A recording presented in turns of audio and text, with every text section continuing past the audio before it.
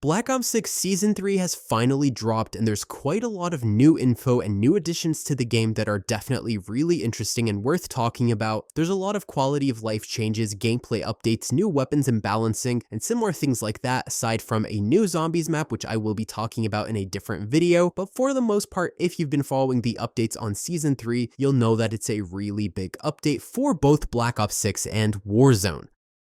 First up, I want to talk about the anti-cheat measures because one of the biggest points of controversy throughout this cycle of Call of Duty has definitely been anti-cheat, and a lot of people are very upset about what Ricochet's been doing since there's been a huge influx of cheaters in both Warzone and Black Ops 6. So for ranked play in Season 3, they have created a new system where basically if a cheater is banned in ranked, anyone they recently defeated in the mode will receive an SR refund for those matches. Also, players who are detected as playing with the cheater in ranked may have SR for those wins taken away. They said that this feature is going to go live shortly after Season 3 launches for Black Ops 6. They're also working against something they've called teaming, which is basically when you work with opponents to grief other squads or to boost your own account, which is against Call of Duty's code of conduct. So they're now working to detect and ban those sorts of players in ranked, and they will be wiping SR and leaderboard placement for those accounts as well. They're also changing the account linking process for Season 3 and beyond, where basically any account that links to a new platform may be required to complete a new security challenge. These are things like CAPTCHAs and whatever that prevent bots mostly. They didn't really say too much, but they apparently are doing things behind the scenes that they don't want to discuss openly to prevent cheat providers from understanding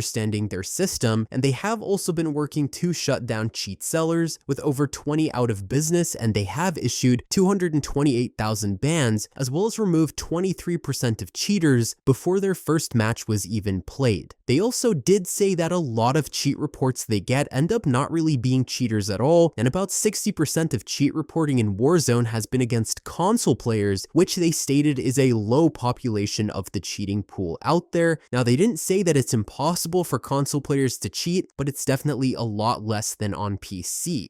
Now, in terms of crossplay, this has been a big thing that a lot of people have been talking about lately with Call of Duty, and a lot of people have been wanting something done about it. So, new to Season 3 is basically a system where quick play, featured, and party game matches will now have a console-only toggle. So what this means is that if you're a console player and you don't want to play with PC players, you can now choose to do that in some multiplayer modes. This was something that a lot of PC players were concerned about, and a lot were thinking that it's possible that a console-only toggle would overall hurt the PC player base. Now, we can't really say how this is going to play out because we haven't had much time with Season 3 yet. It's very possible that the vast majority of Call of Duty's player base won't care about this point and will not opt to turn cross-play off because to them, it doesn't add or detract from their experience, or they don't even mess with settings in the first place, they just load up the game and play. It's possible that queue times might be a little longer on PC if a lot of people turn this on, but honestly, I can't really say much about this until I've played a good amount since I am a PC player, but I might be affected by it. Still though, I feel like a lot of people are annoyed because they want Ricochet to just implement a good anti-cheat instead of just punishing PC players, but I don't think overall this is really going to make that much of an impact in the game. We'll just have to wait and see, of course. So another major change that's come with Season 3 isn't a huge change, but it is something that's still nice to have and see, but preloading shaders now actually show you where the shaders are loading in precisely, so Warzone multiplayer and zombies. This will allow you to see the game mode that you want and what its shader progress is currently at.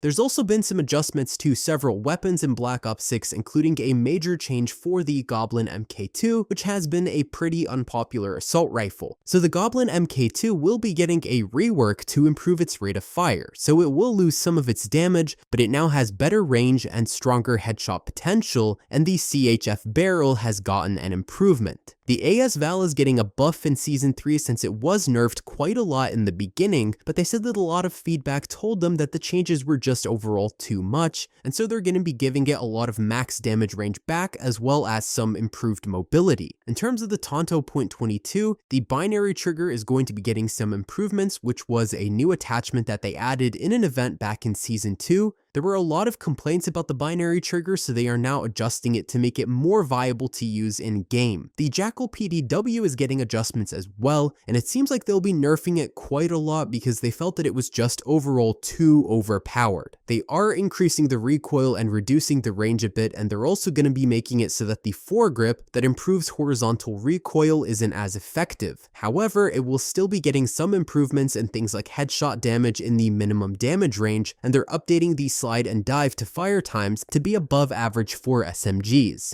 They said that they don't want to just like kill the Jackal PDW, but they want to make sure it's not insanely overpowered as it has been so far. There were a lot of other weapon improvements, including to shotguns, with the Dragon's Breath rounds getting a longer range and slightly higher damage over time, plus they are improving slug rounds to give them more headshot damage or at least a higher damage in general and things like that. The marksman rifles that are semi-auto are also getting buffs to help them face off against other weapon classes. They also adjusted the TR2 marksman rifle, which wasn't the best weapon that was added in last season, but now it's going to be buffed and able to take on a hybrid marksman rifle and assault rifle role. Movement was also given some adjustments, including crouch to stand speeds improved by 15%, increased crouch to stand speeds while ADS was improved by 39%, and the directional sprint animation got some increased blend speeds for improved fluidity. Sliding also got a bit of a change, with the slide in max speed scale reduced from 1.6 to 1.55, and the slide max time was reduced from 0.7 to 0.65. They also addressed an issue with spawns where players were apparently spawning at active shock charge placements, and they also have reduced the score costs for the interceptors and the war machine. We've got 3 new multiplayer maps at launch, which are Firing Range, but this is a remastered map, so technically not new. But anyways, the other 2 maps are Barrage and Nomad, with Barrage being set in Vietnam and Nomad being set in Afghanistan. There are also new multiplayer modes that have been added, and I did talk about these in a previous video. I'll briefly mention them now, but they are Sharpshooter, which is a free-for-all party mode where every operator gets the same loadout that changes every 45 seconds, and you get some bonus abilities if you go on a kill streak. There's also Demolition, which is where teams compete to attack and then defend 2 bomb sites with the teams alternating. There are of course new weapons being added this season, including the Kilo 141, the CR56 and HDR are also available in the Battle Pass, the Kali sticks are going to be available in the Return to Verdansk event, and the nail gun will be coming soon in the Black Ops Tribute event, which drops later this month.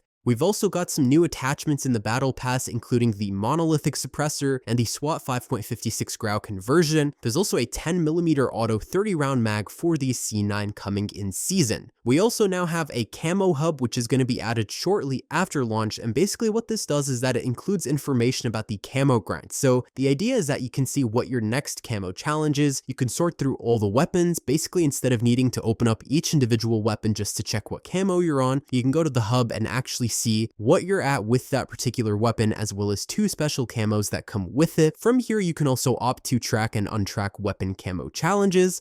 There's also the new Battle Pass with Rose back as the blackcell operator. I did make a separate video showcasing this if you want to check out the full Battle Pass and the blackcell Battle Pass before you purchase them. If you do own blackcell, there is a feature where you get an extra challenge in multiplayer, zombies, and warzone. So this way you'll be able to get 7,500 extra XP per challenge, so you can get more XP that way basically. Now for the multiplayer playlist, there's Firing Range 24/7 at launch now. There's also the Season 3 Mosh Pit, which includes the new Season 3 maps, Barrage, Nomad, and then of course Firing Range. There's also the Party Games option, which is for Infected, Gun Game, Prop Hunt, or Gunfight. You can find this next to the featured playlist so that you can play some of the other more fun modes, and Gunfight is also going to be in the Party Games list from now on. For the most part, Season 3 seems to be pretty good on paper, but of course I'll have to keep playing it to see how it feels and how it is. And with that being said, thank you all for watching. If you enjoyed this video, be sure to leave a like and subscribe with notifications set to all so you can stay up to date with all the latest content. Share this video and comment below what you think about the changes made for Season 3, and if you're hoping to see any more changes in Season 3 and here on out in Black Ops 6. And that's all for today, folks.